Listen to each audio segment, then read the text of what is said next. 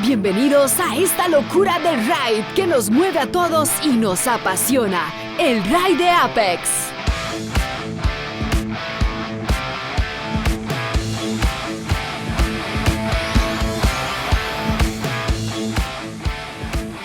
Bueno, bienvenidos. Estamos aquí en el tercer capítulo ya del Ride de Apex. Primero que todo agradecerles mucho por el apoyo que hubo en estos primeros dos capítulos. Esperamos que les guste, que demos continuidad al proyecto, que llegue a más personas, que puedan conocer un poco más de los pilotos, de las experiencias, de las vivencias. Y vamos a seguir intentando mantenerlo activo y con buenos invitados. El día de hoy tenemos, de hecho, un piloto de la agencia, un piloto de GasGas, piloto del Campeonato Nacional de Motocross y de Cross Country, el piloto favorito de Pedro, José Pablo Chávez. Saludos, ahí un saludo a Pedro, es que mi fan número uno, ¿no? Sí, bueno, tengo anotados títulos suyos. Primer lugar en MX Pro en el 2023. Tercer lugar en MX1 Latino en Argentina, igual en el 2023. Segundo lugar en MX2 Latino en el 2019. Y primer lugar en MX Open en el 2018. ¿Quién es José Pablo? Cuéntanos un toque quizá para gente que no lo conoce. Bueno, ¿quién es José Pablo? José Pablo es una persona que inició el deporte por un papá que siempre tuvo un sueño, el cual fue competir motocross, y en el cual cuando tuvo la posibilidad de andar en una moto nos involucró en este lindo deporte, tanto a mí como a mi hermano. Y bueno, después de que nos metió a este deporte, es una pasión que no se me ha quitado a mis 28 años, lo practico desde los 5, entonces se pueden imaginar qué pasión lleva esto y José Pablo es un niño disfrutando de una moto a pesar de los años y una persona muy apasionada por lo que hace. ¿Empezó a los 5 años directamente en motocross o empezó como en motos de calle? No, es vacilón. Realmente la primera experiencia que tuve con moto, pegué en un árbol. O sea, mi papá no tenía experiencia en cómo enseñar moto ni andar en tema de motocross. Nos compró en ese momento una moto de 3 cambios que era para andar en finca, etcétera. Que no era una moto especial de motocross. No era una moto especial de motocross. Entonces, ¿qué sucede? Nos dice, aquí está el casco, en Navidad, perdón, este es el casco, una camisilla que mi primer uniforme lo compramos en una tienda de ropa americana. Uh-huh. Ahí salió una marca ahí que no me patrocina, entonces no lo voy a decir. Okay. Pero bueno, ahí conseguimos el primer pantaloncillo y todo, nos montó. Y la primera vez que me dijo fue, este es el gas, este es el gas, este es el freno. Fue las únicas indicaciones que me dieron. Esa fue toda la introducción. Y José Pablo, como desde chiquitito es bien inquieto y tiene sus cosas, ¿no? Dejó el gas pegado y contra el árbol. Y obviamente mi hermano, que es más precavido, vio que su hermano pegó contra el árbol, dijo, moto no queremos aquí, o sea, yo no quiero montar. Él aprendió por usted. Mi hermano aprendió a ser precavido por un huevón como uno que lo que hace es pura imprudencia y ahí se llevó su golpe, ¿no? Entonces después de eso mi papá nos metió la idea. Yo, aunque suene raro y le choque a muchas personas de motocross, era muy aficionado al fútbol. Aún así chiquitito quería ser futbolista. Pero bueno, mi papá siempre nos metió la idea de que el deporte motocross es un deporte de su propio esfuerzo, que no tiene, o sea, que es totalmente cierto, de su propio esfuerzo, que no depende de un equipo, etcétera, etcétera. Una que otra hablada. Y de ahí, en ese momento, me acuerdo que Adrián Robert tenía una pista en la Lima de Cartago. Fuimos a una práctica, conocí a Adrián, que es un ídolo a nivel nacional, y en su momento yo chiquitito pues no comprendía el deporte, pero mi papá era muy seguidor de él en su momento. Y nada, nos saludamos, nos aconsejaron, había más chiquitos, y de ahí empezó la pasión por este lindo deporte. Me acuerdo que hice una carrera también ahí mismo y me dieron un trofeo de este tamaño, ahí lo tengo en mi casa, es un trofeo mini. Y al darme ese trofeo yo dije, pucha, esta vara está bonito, o sea, sí, se puede hacer algo. Le nació más interés. Y no fue que me gané el trofeo porque digan, puta, este era un crack desde chiquitito. Perdón la palabra, a ver si me sale. Este es un crack desde pequeñito, etcétera, etcétera. Fue que yo me puse como en modo tractor, me acuerdo que había llovido y salí de último y todos los chiquitos se cayeron al frente mío, empecé a pasar uno por uno, entonces pasé a tercer lugar, después me volvieron a pasar, se cayeron todos, quedé tercero y ahí fue donde me gané el trofeo. Por descarte. Por puro descarte, de ahí la realidad del tema de Este deporte sí tiene lo suyo, me puedo ganar más trofeos y todo. Pero antes de usted que le comprara la moto, que empezara a practicar y todo, ¿sí iba a las pistas, sí seguía los campeonatos o realmente ni conocía el deporte? Como le dije, o sea, fui un mal motociclista al inicio porque la verdad me gustaba mucho el fútbol, quería ser portero, pues soy malísimo jugando fútbol, entonces imagínense, le doy gracias a mi papá que me metió en este deporte tan bonito. Pero no, nunca pequeñito pedí moto, nunca nada. Lo que sí era muy eléctrico. Ahí luego conocerán a mi mamá en las pistas y pueden hablar con ella que yo era desde antes del deporte, era de muchas caídas, de ser un chiquito que tenía demasiada energía, escaparse de la casa con 3 años, 4 años, qué sé yo, una vez íbamos en el carro y me tiré del carro en un muerto, mae. Ya desde pequeño la cosa iba mal, entonces... Era complicado de Era pequeño complicado, entonces mi papá hizo una decisión muy acertada, que fue meterme a este deporte en el cual me restaba mucha energía al día a día, entonces me bajó mucho la energía y me dio una disciplina a nivel de vida muy importante. Ok, ¿empezó ahí y empezó de una vez a competir o cuándo empezó a verlo más como una competencia que como un pasatiempo que lo llevaba su papá? Bueno, ese primer año me recuerdo, entrenamos con esa moto como unos 4 o 5 meses. En ese momento estaba Gustavo Mora, que es un buen amigo ahorita, estaba trabajando para KTM en su momento y le ofreció hacer un negocio con mi papá, que recibía la moto que teníamos y darle una KTM 50 en ese momento, que siempre ha sido una moto, un chus, o sea, es un sueño. Creo que todo niño que crece en este deporte visualiza siempre tener una KTM a su inicio de- del motocross. Es una marca insignia para los pequeños y lo sigue siendo. En su momento así era. Entonces se dio ese negocio y empezamos el campeonato. Y ese primer año logré quedar cuarto. Y al año siguiente ya tenía apoyo de parte de KTM, Ok. que la verdad ha sido una marca que me ha apoyado desde los inicios. Y así fue como empezó todo. Y ya el segundo año ya lo empecé a ver un poco. Siempre uno de niño puede decir que, no, que uno lo ve como hobby y todo ese tipo de cosas, pero este Sí, hay deporte... una diferencia entre tomárselo como un pasatiempo a tomárselo Exactamente. algo Ya más serio. cuando ya usted empieza a ver que hay asistencias de diferentes marcas, que hay un sacrificio familiar, que hay obviamente otros pilotos que andan muy rápido y que usted les puede llegar y que a veces quedas de primero, segundo, tercero, que ya los puestos influyen, ya se vuelve un poquito más profesional el ambiente. No tanto ya cuando usted ya crece, después de la categoría de Super Mini, creo que ya es cuando también usted ya lo ve o lo visualiza más no como una obligación, sino como una disciplina a seguir. Pero bueno, desde el segundo año ya uno lo ve como algo muy profesional. Ok, ya desde el principio, entonces, como dice, tuvo De- apoyo, de eso también lo motiva a uno, ¿verdad? claro. ¿Cómo era en ese tiempo? Porque en el otro capítulo que hablábamos con Pipo, él nos contaba que cuando él empezó era como muy complicado, era muy escaso ver que hubiera apoyo a pilotos, ¿cómo Sí, era en ese tiempo el buscar patrocinios? ¿Qué tan complicado era? bueno, eso lo gestionaban mis papás, ¿verdad? Uno pequeño no gestiona mucho, entonces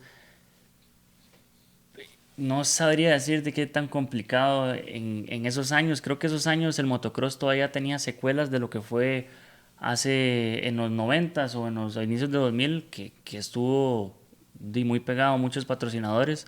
Creo que todas las secuelas fueron muy bonitas en ese deporte. Yo inicié en el 2003 y en el 2003 había muchas marcas patrocinando. Entonces, en mi realidad, siento que los apoyos no fueron tan complicados, pero sí había mucho. O sea, no era el único niño que tenía apoyos Ok, en temas de aceite, de motos, etcétera. Entonces, creo que eso influenció mucho para muchas jóvenes promesas que al tiempo de hoy todavía siguen compitiendo. claro. Hablando ya un poco más adelante en la carrera, vimos que hay un montón de títulos fuera del país. ¿Cuándo empezó? ¿Cuál fue esa primera experiencia saliendo? ¿Algunas de las primeras que nos quiera contar así que usted tenga alguna anécdota vacilona? Bueno, anécdota vacilona sería todo el podcast contando el tema de qué ha sido mi vida. Mi vida ha sido, podría ser un libro vacilón entre todas las historias que me han pasado, tanto historias vacilonas, historias tristes, qué sé yo, de campeonatos, de todo. Pero bueno, yo desde el segundo año tuve la oportunidad de representar a Costa Rica en mi primer latinoamericano, que fue en Quito, Ecuador. Que ya desde ahí el tema fue vacilón, porque uno va y uno va simplemente con mi papá, que es una persona también inexperta en temas de viajar, de llevar la moto, y nos fuimos solos. Sí, era algo totalmente nuevo para los dos. Exactamente, entonces ya de ahí el tema empezaba un poco chistoso, la historia, porque al final en esos tiempos se podía viajar con la moto, entonces había que desarmarla y cómo se lleva usted una moto a Ecuador. Entonces no sabíamos, no teníamos experiencia. Entonces, ¿qué fue lo que hizo mi papá? Ahí compró un tarro de basura de esos grandísimos, quitó las llantas, metió ahí, enrolló y así mandaron la moto. En un tarro de basura se fue la moto. Un tarro de basura se fue la primera moto.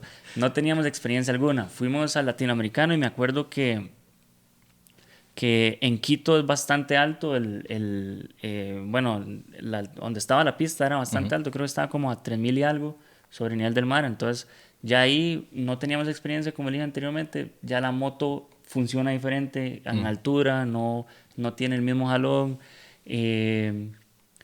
No llevamos tanta ropa frío porque se sabe que Costa Rica aquí hace calor, etcétera. Entonces, como Michael Jordan y el viaje perdido, así, literalmente así íbamos en el primer viaje nosotros en Ecuador. Pero bueno, todo salió muy bien. Recuerdo que fue una muy buena experiencia. Quedamos en el top 10, que para mí ese primer año me abrió mucho los ojos a dónde quería llegar. Y bueno, algo vacilón que nos pasó fue que la moto empezó a fallar. Empezó a fallar en el primer hit de entrenamiento, ahora que me recuerdo. Estaba un mecánico ahí conocido de nosotros y no sabíamos qué era el fallo, no sabíamos qué era el fallo. Y abrimos el asiento y vimos que no tenía filtro, pero el filtro, recordamos que lo habíamos pegado, pero duramos literalmente 3 horas buscando dónde estaba el filtro. Y el filtro, para los que no saben, en esos años el filtro era un cuadrito. Okay. Y el cuadrito calzaba en el asiento. Entonces, era calzada, entonces a veces el asiento lo presionaba contra el... Entonces se pegaba en el asiento, uno sacaba el asiento y en 4 horas buscando el pucha filtro y él estaba pegado en el asiento. Y el asiento andaba por todos lados y nadie se percató de que esa vara estaba en el asiento. Entonces, perdió un entrenamiento por pura huevonada de todo el mundo y no sabes dónde estaba el pero filtro. es parte también de esa inexperiencia de los primeros años, ¿verdad? Total. Y ahí conocí también muy buenos pilotos. Desde ese año conocí a Lorenzo Locurcio, Anthony Rodríguez, que si la gente los busca en internet son latinoamericanos que han hecho muy buenas cosas a nivel afuera, en Europa y en Estados Unidos.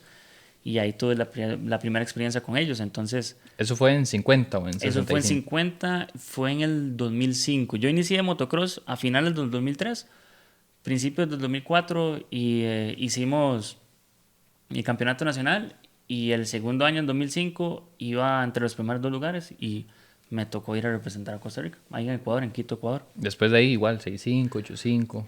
Después de ahí, he sido uno de los pocos pilotos en el cual ha ido constantemente desde el 2005 hasta el 2019, todos los años a latinoamericanos, todos los años. Ok.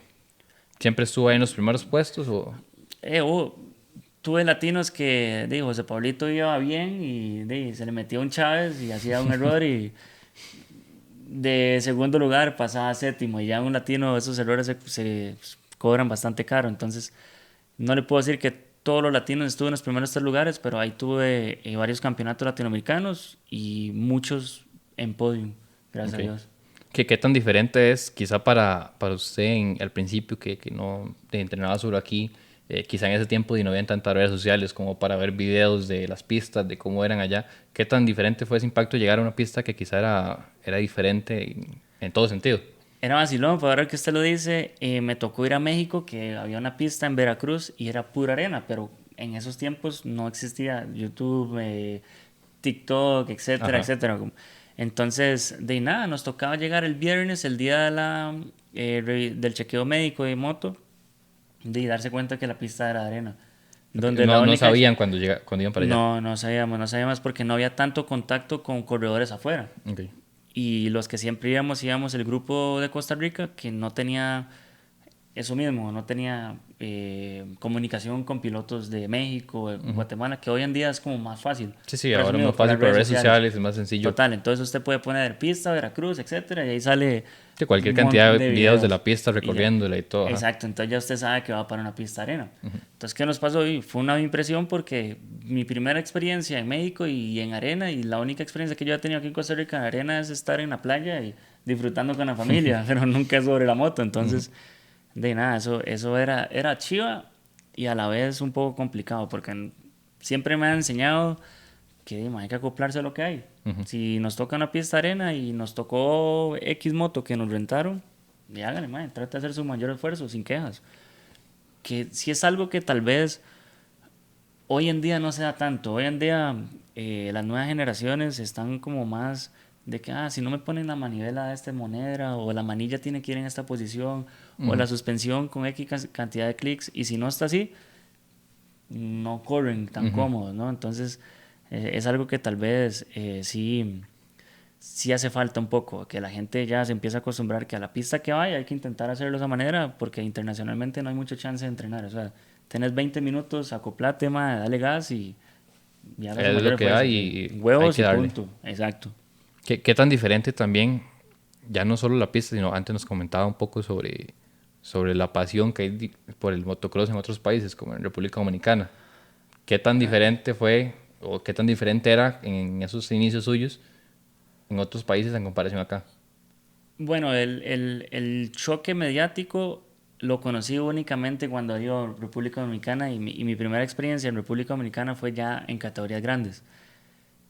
Después, luego de eso, a nivel latinoamericano, qué sé yo, Ecuador o los países suramericanos, aquí en Centroamérica, realmente se parece mucho a Costa Rica. O sea, no hay tanta diferencia, no así en pistas sí como en México, de arena, etcétera, que no tenemos aquí en Costa Rica, pero la media del público y todo es muy similar. Pero claro, ya luego me toca ir grande a Dominicana y darme cuenta que la gente se mete a la pista. Que desde que llegas al aeropuerto te sentís una estrella, porque en República Dominicana el segundo deporte más importante es el motocross. Okay. Y cosa que no tenemos aquí en Costa Rica, que me cuentan la gente bueno, mi entrenador es Oscar Carmona, que corrió en sus tiempos en los 90s, 80s, y me cuenta que en esos años sí la gente era muy aficionada al deporte y llegaban, qué sé yo, 3.000, 4.000 personas.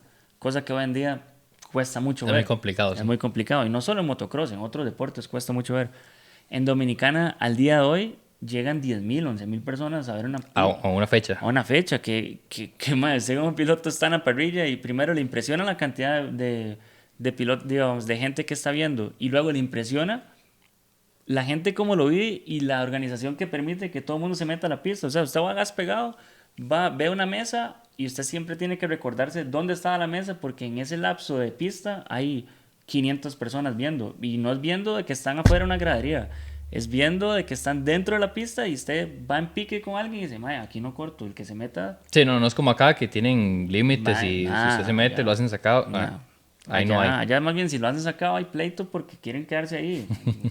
O sea, es loquísimo, es loquísimo. O sea, los que han ido a Dominicana a una competencia saben de lo que estoy hablando.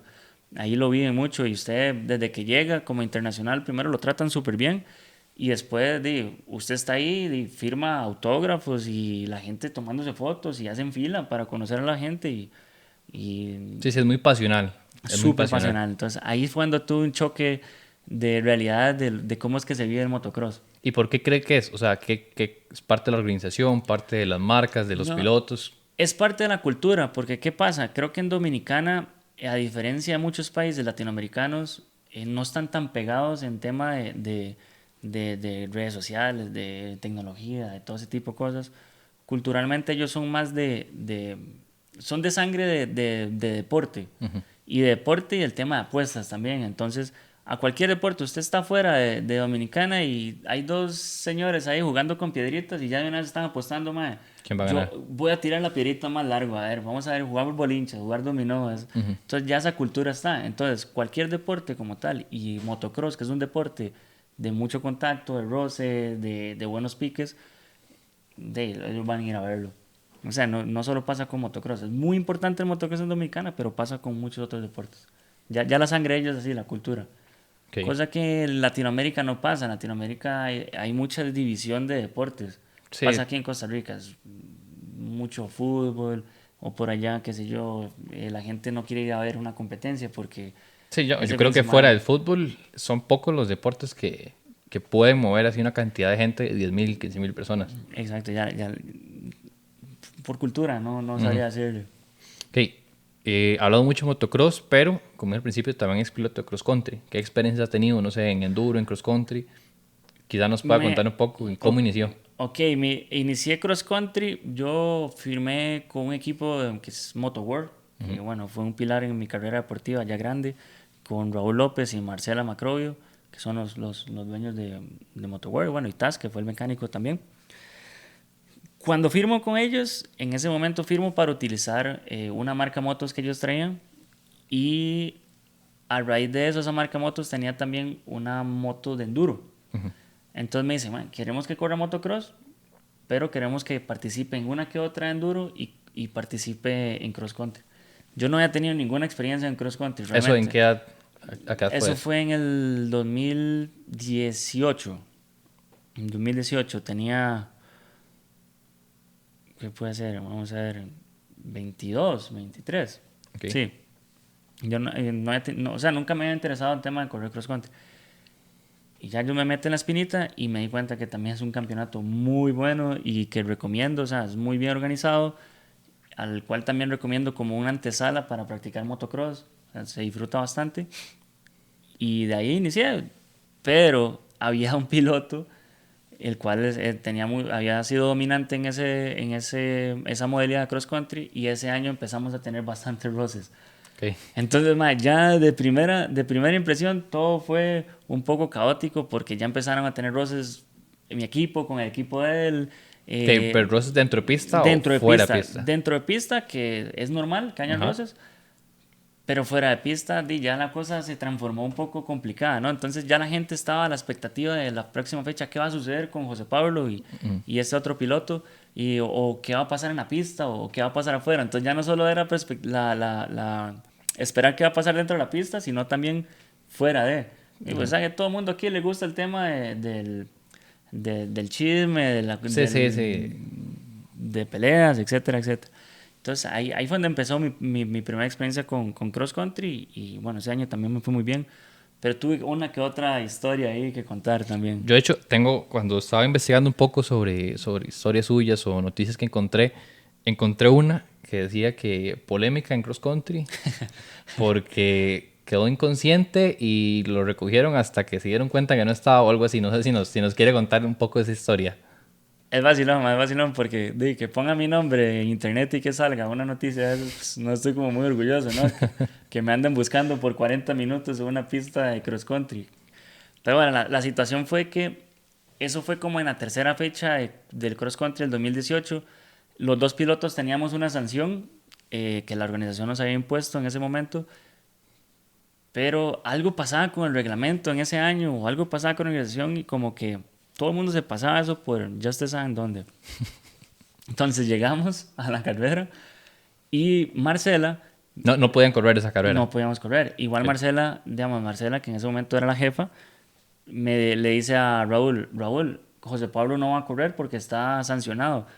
Pero si el otro piloto está en pista o va a competir, igual no corre. O sea, igual no corre porque vamos a cumplir la sanción y vamos a Ok. ver la organización hasta dónde llega, Sí, si ¿dónde realmente responden después de? exacto, si van a hacer validar el reglamento o no. Cosa que no pasó, el man va a correr. Entonces Raúl me dice, bueno, ellos son venezolanos, entonces me dice, hey, Jeva, bueno, así me habla Jeva, Ladilla, etcétera. Hey, Ladilla, madre, vea, ahí está este man corriendo, corra. Y yo, madre, seguro, vea que Marcela, Sí, madre, ya, la ya van a pegar estás en su avisado que casa. no. Yo le dije, madre, la van a pegar en su casa, pero bronca mía no es. Y me dice, hágale, corre. Bueno, entonces me meto a correr, madre, no iba muy concentrado que digamos, veníamos peleando el tema del campeonato en puntos, creo que venía un punto abajo de él, entonces ocupaba ganarle. Le iba ganando, pero me acuerdo que en Corralillo tenía una parte que se salía de la pista cross, hacía como una recta de troncos, no me acuerdo, y donde yo llego al tronco, ay, no me acuerdo nada. Ok. De ahí empieza la búsqueda de Raúl, de decir a las organizaciones, madre, eso es lo que me cuenta él, porque al final yo estaba inconsciente, entonces no sé qué estaba sucediendo en ese momento. Ujú. Pero me cuenta que ya han pasado 3, 4 vueltas, 5 vueltas y que yo no pasaba y que ya era un poco extraño. Entonces él empezó a decirle a la organización, "Mae, no pasa José Pablo, ¿qué pasa? Paren la carrera porque el protocolo dice, si hay un accidente que algún piloto está en alguna situación un poco complicada con el tema de salud, es bandera roja y listo. Ok. Buscamos, pero no sucedió en ese momento. Entonces ya ahí también había un problema de organización y mi equipo. Bueno, no sucedió la bandera roja, me pasaron 5, 6, 7, se terminó la competencia y José Pablo no aparecía. Seguro buscando café ahí en el poco de cafetal que hay en Corralillo. Se ha ido a comprar un fresco al súper. Café con leche estaba tomando abajo, seguro. Y ya con el cuadro, en ese momento estaba Samurai con el cuadro, iba buscando y todo. Me encontraron, literalmente está la parte donde se va, llega al cross country. Y explíqueme, no es una manera, ¿cómo puedo explicarle que como a 2 kilómetros abajo en un cafetal? Que no, o sea, no hay ciencia que usted le diga cómo uno cae ahí. Sí, sí, no es que estaba a la orilla de la pista Pero, ni... esa es una tónica mía en mi vida, lo que le pasa a José Pablo, no sé cómo explicarlo, pero me pasa, así como estábamos hablando ahora detrás de cámaras de que en Dominicana, la gente no me cree, pero en una curva un me quitó un tiro-off. ¿Cómo usted explica eso, ¿Cómo usted le explica a alguien de motocross que entiende que es un tiro-off, que es complicadísimo ya quitárselo uno, que alguien del público le quite uno? Esa es mi historia de vida, no sé cómo explicar muchas cosas, ¿no? Y así sucedió eso. Luego de eso, tuvimos problemas con la organización, se volvió más un tema de roces entre pilotos.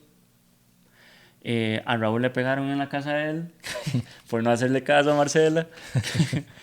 Fue un super problemón. Gracias a Dios fue nada más pues, un golpe de cabeza. Tuve ahí una lesión, creo que de costilla en ese momento, y después, pues nada, normal. O sea, no sé. No hubo secuelas, no. No, bueno, ya las secuelas de la cabeza las tengo desde pequeñitas, que más adelante voy a contar una ahí. Ok. Esa es más chistosa y tiene que ver, la protagonista de esa es mi mamá y el hospital de niños, así que ahí se las dejo más adelante. Eso es para el final, sí. Exacto. Eso fue lo que sucedió esa vez. No recuerdo más, no recuerdo cómo me caí, o sea, no le puedo decir que agarré más mal el tronco o di mal gas. Sí, nada más pasó. Cuando uno queda inconsciente realmente no se acuerda de muchas cosas. Okay. ¿En cross country le dio igual de bien que en motocross o es un deporte que le ha costado más? O sea, ha salido por cross country del país, ha ganado campeonatos. Mi única participación internacional de cross country fue un latino que hubo en Orotina. Okay. Y fue un desastre. Fue un desastre para mí. Tenía la oportunidad de quedar campeón de E1 porque en cross country funciona como enduro, que ahí está E1, E2 y E3, que es lo que varía la cilindrada de la moto para correr cada categoría. Okay. Yo estaba corriendo Junior y E1. En los dos tuve la posibilidad de ganar, pero como le dije, muchas veces en mi juventud, era un piloto muy agresivo, no así pensante a la hora de la carrera. Le explico qué quiere decir con eso. Pues venía con buena ventaja, qué sé yo, llevo 20 segundos sobre el segundo lugar, y alguien ya más maduro y tranquilo y razonando las cosas, como van, dice, tranquilo, tengo 20 segundos, me puedo ir recortando por vuelta un segundo, quedan tanto, etcétera, y me lo marcaban en la pizarra, es lo peor de todo. Eso es lo que yo me enojo no es que nadie se lo decía, no ni es que usted no sabía. exacto, yo tenía mi mecánico, me marcaba, José Pablo cabeza, 20 segundos, 25, etcétera, pero no, José Pablito siempre queriendo ir más allá de lo que él puede, agarraba un tronco, una raíz, pum, un golpe para atrás, me pasaba, etcétera, y bueno, ese latino quedé tercero por pura huevonada mía. O sea, lo iba ganando y lo perdió por malas decisiones. Pura huevonada, sí. Y la única experiencia que he tenido. Luego con cross country, sí, quedé campeón un año. Los otros años fue cuando estuve con Motoworld, pero fueron años de pura polémica. O sea, gané mucha fama por el tema polémica, no porque seamos problemáticos o fuimos problemáticos como equipo, pero siempre estuvimos envueltos en alguna polémica, sea en la pista, sea cuando quedé inconsciente, sea porque chocamos la moto adentro de la pista, qué sé yo, una que otra razón. Entonces fueron años de hacerme famoso por la polémica. Ok, hablando un poco de ese tema de que José Pablo quizá le gustaba ir más allá del límite, ¿verdad? Y comprar finca por todo lado. ¿Qué tal le digo en tema de lesiones? Que es un tema complicado, ha sufrido lesiones graves. Sí, bueno, güey, esa también es una historia buenísima, pero es que no sé si nos va a dar el tiempo para contar eso. Dale, Pero dale. una de las lesiones más graves, y la tomo ahorita con humor, fue en un cross country. Iba en un cross country, iba ganando. José Pablito, quédate tranquilo, weón, vas ganando, no se vuelva loco. Voy ganando, pero él quiere ganar sacando una vuelta a todo el mundo, cosa que ya por dicha creo que he aprendido. Pero bueno, esa vez quería ganar sobrado. Sobrado. Y en la parte de cross country de la olla se me resbaló la llanta delante, que de hecho si van a la página de Tico Extremo, ahí hay, primero, Diego hace excelentes videos y segundo, ahí tiene un video de mi caída y en la caída se ve donde tal vez pego una manivela o qué sé yo y me rajé literalmente la base de los testículos, los huevos, no sé si puedo hablar así aquí, Sí, pero sí, bueno, sí, sí. de los huevos literalmente. Entonces, mae, yo seguí por adrenalina 2 vueltas más y luego paro donde mi papá y le digo, pa, me siento cansado, me siento débil, pero no cansado de por la carrera, sino Ajá. algo raro, como sin Sí, fuerza. sí, algo Y extraño me dice, hey, sentía. weón, mae, el pantalón lo tiene lleno de sangre. Y donde yo me hago así a ver el pantalón, mae, no le puedo explicar, o sea, no, me veía los 2 testículos afuera, literalmente, mae. Y yo digo, mae, ¿qué es esta vara? Bueno, ya me llevan al hospital, mae, y yo digo, pucha, mae, ¿ahora qué voy a hacer, mae? Ahora no me funciona. Mae, es que es verdad, mae, no me funcionaba. Un mae de 24 años, weón. Un mae de 24 años, mae, se raja los huevos. Flash, Entonces digo, ya no voy a ser papá, ya no voy a poder disfrutar la vida. no es eso, weón. También yo digo, mae, voy a ser amigo, yo voy a ser el amigo nada más. El consejero, ¿me entiendes? El hombro de todo el mundo. Mae. Bueno, y no fue solo eso, mae. Bueno, primero que todo el mundo, de los 2 hospitales, pues me llevaron primero al hospital de Alajuela. Mae, ya medio hospital me conoció el tuquillo, como hablan. Mae, me conocen a la juela, no había un urólogo, ¿verdad? ¿Qué pasa? El urólogo no está en la juela, entonces no me pueden coser, ma. Yo tengo eso al aire, ma. Todas las enfermeras, todos los doctores pasaban, veían eso, uy, mae, Sí, no, uy, no mae. cualquiera lo podía tratar. No, pero eso me hicieron pensar, mae. Me trasladan al San Juan, y en el San Juan, mae, llega el urólogo y dice, no, mae, lo tenemos que coser, no puedo dar un veredicto, pues lo tenemos que coser primero. Después de 8 horas, mae, que todo el mundo me conociera, imagínense, ¿no? Y yo, mae, qué huevo. En ese momento estaba con una persona que estaba estudiando medicina y muchos de los que estaban ahí en el San Juan los conocía por esa persona, ¿no? Entonces me acuerdo que me tocó un compañero de ella, mae. Y la doña madre, weón, vea, de usted depende que esa vara me quede recta. Literal, así, hablando, eso fue lo que sucedió, madre. El madre me iba a coser, yo usted sabe dónde. Y yo le dije, madre, usted depende que esa vara me quede bien, madre. Yo sé dónde usted vive, yo sé quién es usted, madre. Así que haga un buen brete, madre. Dice, tener una responsabilidad importante para usted. Por favor, weón, 24 años, madre, huevos afuera, no le funcionaba. Madre, yo entre lágrimas yo le dije, madre, ayúdame, weón. Yo quiero el resto de mi vida por lo menos estar bien. Bueno, el mae ya entre bromas lo agarró tranquilo, ¿no? Y el mae me ayudó mucho. Pero ese no fue todo el detalle. El detalle también fue que obviamente después de eso ya me cosieron, todo ese tipo de cosas, pasa. Pero no me funciona. O sea, yo... Ya después de que lo habían cosido y Mae, todo, ¿no? Ya empieza el problema real. El problema real fue que yo estuve a milímetros de arrancarme el nervio que es el encargado de la erección.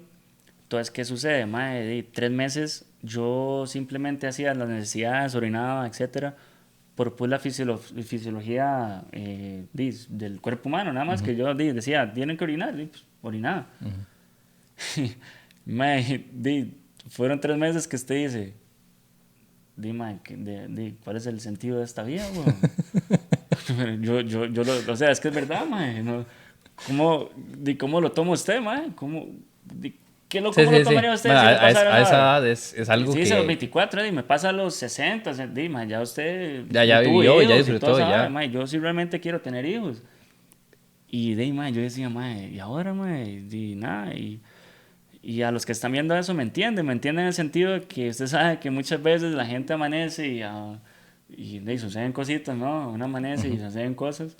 Y después de 3 meses sucedieron esas cosas, y yo, es más, en mi vida he celebrado algo, ni siquiera cuando fui al mundial y quedé tercero y 19, he celebrado algo tanto. Bueno, lo celebré en toda la hora, me empezaron a tratar y ahí viene otra historia que me pasó. En ese momento estaba trabajando en ventas en una empresa y usted sabe, los que trabajan en ventas tienen que ver mucho con las personas. Tratan personas, que llegan familias, Sí, relacionarse, hablar y... enseñar, etcétera, todo eso. ¿Cuál fue una solución médica? La solución médica es que como se tratan los nervios, yo tenía que recuperar el nervio, me empezaron a tratar con Viagra. ¿Qué hace el Viagra, Para los que no es simplemente funciona para aquello, sino el Viagra lo que hace es que le arregla la sangre, al tener más fluidez de sangre, entonces la sangre llega al cuerpo, los nutrientes, al nervio, etcétera, y se recupera más rápido. Ok, todo bien, el doctor me dice, una Viagra diario. Yo, bien, está bien, el me lo está diciendo. Dime, usted está en el trabajo, se toma una Viagra y llega una familia, con la esposa, hijo y todo, pero, o sea, no mal piensen ni nada, que uno sea qué sé yo, un enfermazo o algo así. Sí, no era por morbo, sino era... Exactamente, no por morbo. Llega la familia y todo, yo tenía que atenderla, revisar un vehículo para hacerles vender eso, y usted no puede levantarse, ¿cómo hace? Incómodo, ahí perdí muchas ventas en ese momento, tenía que decidirle al otro vendedor, ¿por qué era eso? O que me despidieran porque la gente pensara muchas cosas, ¿no? Entonces eso fue una secuela que me dejó el cross country, Fuera de esas lesiones graciosas, digamos, por así decirlo. Muy graciosas ahorita, en su momento no fueron muy graciosas. Fuera de esas lesiones, ¿han habido lesiones así que os diga, pucha, estuve quizás cerca de retirarme, en un momento la vi fea?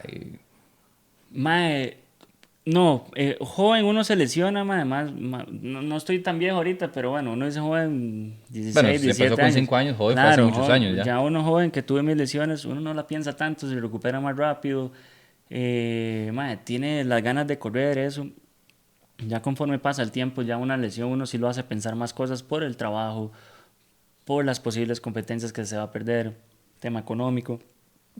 Me pasó volviendo ahora, la lesión que me ha hecho dudar de seguir o no seguir fue esta última que tuve, que fue el empeine, que me quebré otra historia de José Pablo que no se explica cómo, pero me quebré volviendo a Colombia, me sentía en un buen momento, había tenido muy buena participación en Colombia, me sentía fuerte, etcétera. Volví a Costa Rica y iba a correr corralillo y me quebré el empeine. Después de eso, esta lesión me ha tenido un poco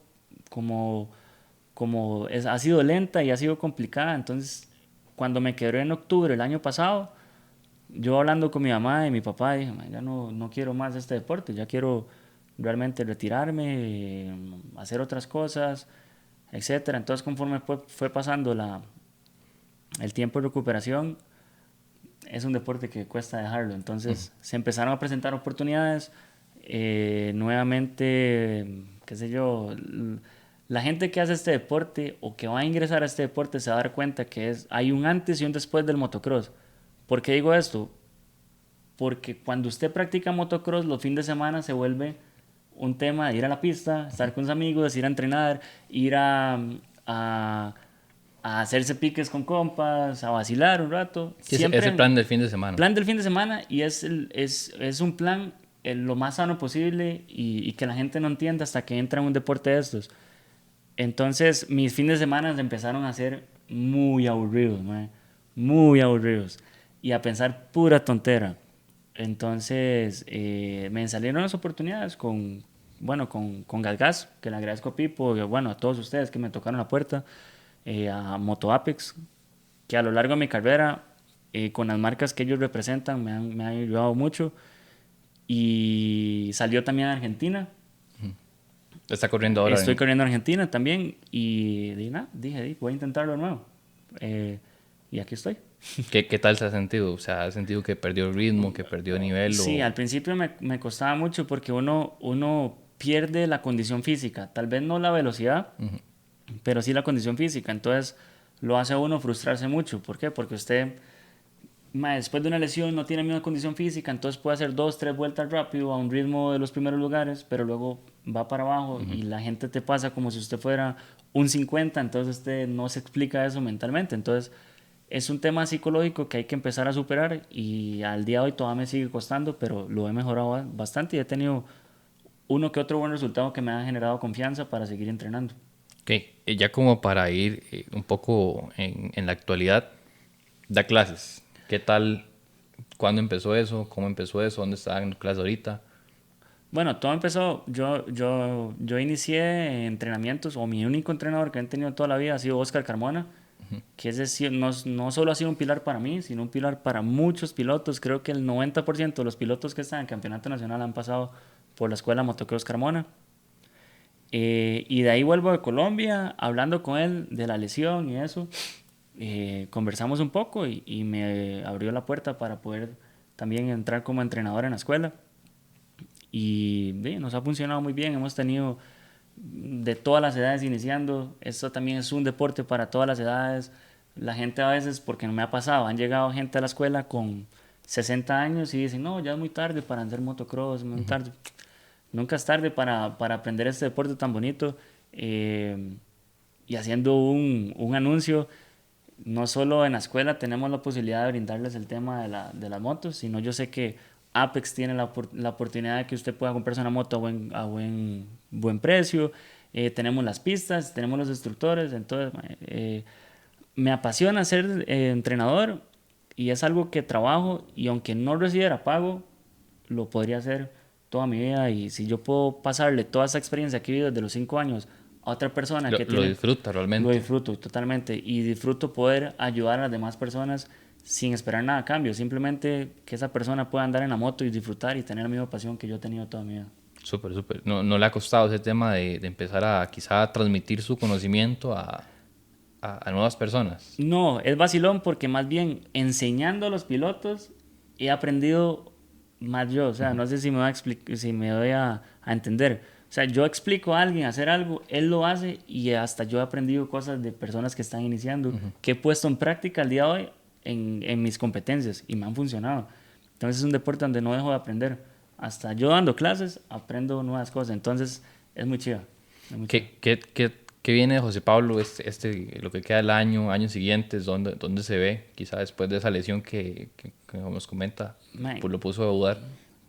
consolidarme un poco más en el motocross nacional y bueno, aprovechar las oportunidades internacionales que estoy teniendo y poder seguir corriendo por bastantes años más. La verdad que ya no me visualizo fuera de este deporte.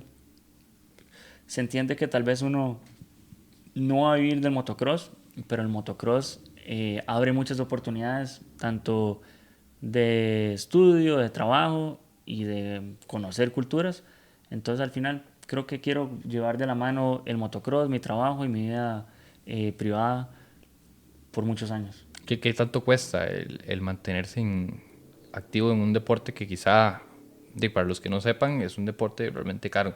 O sea, hay que hacer mucha inversión y muy pocas veces es algo rentable, como si se dice. O sea, cuesta mucho vivir del deporte. Claro, es un deporte tal vez un poco más caro que el tema, podemos poner ejemplo, fútbol, que conlleva nada más una bola y tacos. Pero ¿qué pasa? Creo que el costo-beneficio es más grande el beneficio que usted tiene al comprarse una moto porque ya es su terapia, ya es su ejercicio y ya es su vida social en un solo aparato. Claro. Entonces, no lo vería como que sea tan caro, sino lo veo como es posible en tanto usted lo quiera, ¿me entiende? Es posible en tanto su objetivo de vida sea andar en una moto. Obviamente no todo el mundo tiene la misma oportunidad, pero no es un deporte clasista en ese sentido. Eh, Creo que siempre hay medios para empezar una moto y yo he conocido ejemplos y vi el capítulo anterior donde Pipo habla también de una moto que hizo la mufla hacia arriba y otras cosas, ¿no? Entonces, este deporte, si usted empieza en una moto de bajo presupuesto o de alto presupuesto, a nadie, no, o sea, nadie te va a discriminar por eso. Más bien, entre todos se van a apoyar y eso es lo que deja este deporte, es una familia y yo sé que la gente siempre apoya que usted se crezca en el deporte, eso se vuelve una familia. Sí, siempre hay como... Esa Es un comunidad. ambiente de familia, de hermanos, de... Es complicado explicar, Eso quizá. es complicado de explicar, pero en palabras simples es una comunidad. Es una comunidad que cuando usted ingresa no excluye cuánto tiene o no tiene usted. Ok, ya para ir finalizando, de la pregunta del podcast. Preguntamos una anécdota, una historia que haya salido gracias a las motos, que tenga, quizá ahí podemos contar la que dijimos antes, que Bueno, donde mi mamá es la protagonista. yo creo que Bueno, podría una ser de una mis buena mejores historia. historias fue eso de lo de los testículos, ¿verdad? Pero es que esta también está muy buena porque la gente no se va a poder explicar cómo caí en el pani. ¿Me entiendes? Cómo un chiquito de 7 años cae en el pani sin realmente pertenecer, sin tener una familia agresiva, ¿no? ¿Me entiendes? Eso no sucedía conmigo, pero bueno. ¿Qué pasó? Estaba en 65, tenía 7 años. Mi mamá siempre ha sido una mamá muy apasionada por el deporte, no una mamá normal en el deporte, porque en el deporte usted siempre es como la mamá es como, hey, José Pablito, termine, cuidado, no te caigas, salí de último, no va a pasar nada. Mi mamá no, mi mamá es una mamá que es racing, entonces al final es, madre, ¿por qué le pasaron esa curva? Dele más gas, no sea maricón, Sí, sí, etcétera. sí, sí. Lo impulsaba a darle más en Claro, vez de que se cuidara. pero esa vez no pasó así. O sea, algo le picó a mi mamá que no fue así, o se preocupó mucho. Mi papá tenía la costumbre, no sé si buena o mala, pero al día de hoy pues me ayudó mucho, lo visualizo de esa manera, que cuando yo estaba, qué sé yo, de 7 años me tocaba 65, pero él siempre me mandaba una categoría más arriba para empezar, para empezar a tener un poco más de roce. En ese momento no se llamaba Super Mini, se llamaba 85 y me mandó 85. Tuve una buena salida, iba en los primeros lugares y cosa que pasa no solo en motocross, sino en otros deportes, usted ve a alguien menor que usted y usted se siente rápido y le va ganando y usted se ofende, ¿no? Usted dice, Sí, sí. Uno se ¿qué le pasa? muerde. Sí, exacto, ¿qué le pasa a este carajillo, faltándome el respeto?